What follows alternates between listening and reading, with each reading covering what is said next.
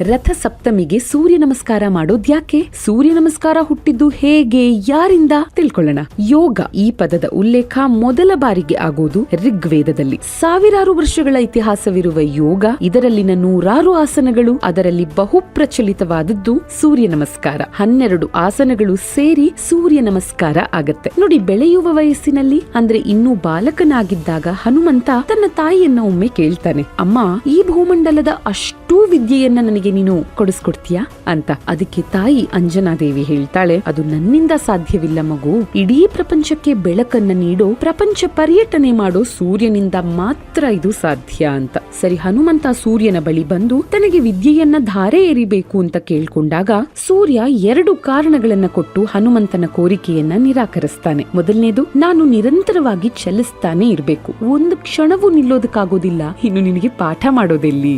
ಎರಡನೆಯದ್ದು, ಭಾರಿ ಶಾಖ, ನನ್ನ ಜೊತೆಗೆ ಇದ್ದು ನೀನು ಪಾಠವನ್ನ ಕಲಿಯೋದು ಬಹಳ ಕಷ್ಟ, ಈ ಶಾಖವನ್ನ ನೀನು ಸಹಿಸೋದಿಲ್ಲ ಅಂತ. ಹನುಮಂತ ಹೇಳ್ತಾನೆ, ನಿಮ್ಮೊಂದಿಗೆ ನಾನೂ ಸಹ ಪ್ರಪಂಚ ಪರ್ಯಟನೆ ಮಾಡೋದಕ್ಕೆ ಸಿದ್ಧ. ನೀವು ರಥದಲ್ಲಿ ಚಲಿಸ್ತಾ ಇರಿ, ನಿಮ್ಮೊಂದಿಗೆ ನಾನು ಚಲಿಸ್ತಾ ಪಾಠ ಕಲಿತೀನಿ. ಇನ್ನು ನಿಮ್ಮ ಶಾಖ, ಅದನ್ನ ನಾನು ಖಂಡಿತ ತಡಿತೀನಿ. ಹಾಗಂತ ನಾನು ಮನಸ್ ಮಾಡಾಯ್ತು, ಪಾಠ ಶುರುವಾಗ್ಲಿ ಅಂತ. ಇದಕ್ಕೊಪ್ಪಿದ ಸೂರ್ಯ ತನಗೆ ಗೊತ್ತಿರೋ ಅಷ್ಟೂ ವಿದ್ಯೆಯನ್ನ ಶಿಷ್ಯನಾದ ಹನುಮಂತನಿಗೆ ಧಾರೆ ಎರಿತಾನೆ. ವಿದ್ಯೆ ಕಲಿತ ನಂತರ ಗುರುದಕ್ಷಿಣೆ ಅಂತ ಏನನ್ನಾದ್ರೂ ಕೊಡ್ಬೇಕಲ್ಲ, ಅದಕ್ಕೆ ಹನುಮಂತ ತಾನೇ ಸ್ವತಃ ಸೂರ್ಯನಿಗೆ 12 ವಿವಿಧ ಭಂಗಿಗಳಲ್ಲಿ ತಾನು ನಮಿಸ್ತಾ ಇರೋದರ ಸೂಚಕವಾಗಿ ಒಂದು 12 ಆಸನಗಳ ನಮಸ್ಕಾರವನ್ನ ವಿನ್ಯಾಸಗೊಳಿಸ್ತಾನೆ. ಅದುವೇ ಸೂರ್ಯ ನಮಸ್ಕಾರ ಅಥವಾ ಸನ್ ಸ್ಯಾಲ್ಯೂಟೇಷನ್ಸ್. ಸೂರ್ಯನಿಗೆ ಅಂತ ಹನುಮಂತ ವಿನ್ಯಾಸಗೊಳಿಸಿದ ಈ ನಮಸ್ಕಾರ, ಹಾಗಾಗಿನೇ ರಥ ಸಪ್ತಮಿಯ ದಿನ ಇಂಥ ನಮಸ್ಕಾರವನ್ನ ನಾವು ಸೂರ್ಯನಿಗೆ ಮಾಡೋದು ಬಹಳ ವಿಶೇಷ.